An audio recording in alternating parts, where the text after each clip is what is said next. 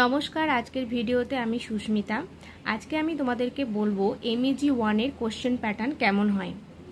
এর সিলেবাসটা অনেক বড়, প্রায় 10টা ব্লক আছে।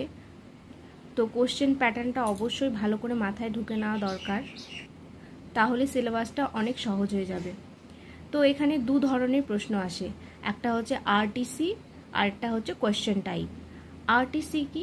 RTC মানে তোমাকে কবিতার লাইন তুলে দিবে এবং সেই কবিতার লাইন ধরে তোমাকে উত্তর করতে হবে। আর আরেকটা হচ্ছে কোয়েশ্চেন টাইপ, মানে এমনি নর্মাল কোয়েশ্চেন তোমাকে দিবে, তো সেই প্রশ্নের উত্তর তোমাকে যথারীতি করতে হবে। এবার আসি প্রশ্নের ধরনে। এখানে 7টা প্রশ্ন থাকবে, সেই 7টা প্রশ্নের মধ্যে যে কোনো 5টা প্রশ্নের উত্তর দিতে হবে। প্রত্যেকটা প্রশ্নের মান হবে 20, 5 20 100 মার্কের পরীক্ষা।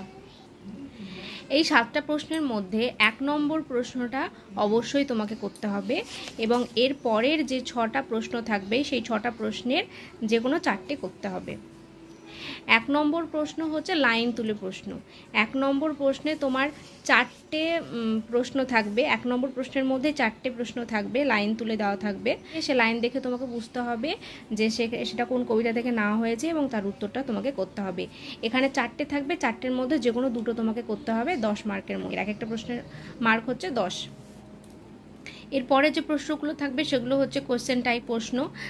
সেখানে যেমন এখানে দেখো, এখানে সবই হচ্ছে তোমাকে ডাইরেক্ট প্রশ্ন করেছে, সেই প্রশ্নের উত্তর তোমাকে দিতে হবে।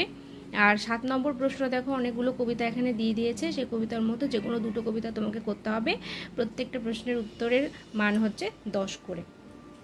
তো এই হচ্ছে MEG 1 এর প্রশ্নের ধরন।